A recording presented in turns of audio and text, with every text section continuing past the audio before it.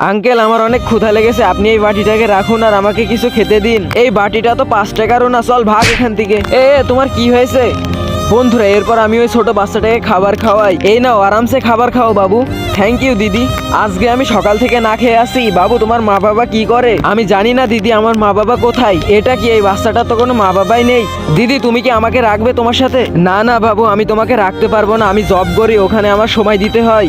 আচ্ছা ঠিক আছে বাবু, তুমি থাকো, আমি চলে গেলাম। আর এই টাকাটা রাখো, পরে খেয়ে নিও। সরি স্যার, একটু লেট হয়ে গেল, কিন্তু এখানে তো বোতল একটা কম। সরি স্যার, মাফ করে দিন। এই যে নেন স্যার আপনার ড্রিঙ্ক। আরে বাবু তুমি তো আমাকে অনেক হেল্প করলে। আরে হ্যাঁ ঠিক আছে দিদি। আরে বাবু তোমার তো জুতা ছিঁড়ে গেছে, তোমার কি জুতা লাগবে? আরে হ্যাঁ দিদি লাগবে, আমি তোমাকে নতুন জুতা কিনে দেবো। হ্যাঁ চলো দিদি। বন্ধুরা আমরা দুজন মিলে এবার কাপড়ের বিজনেস শুরু করি, কিন্তু আমাদের কাছ থেকে কেউ কাপড় কিনেই না।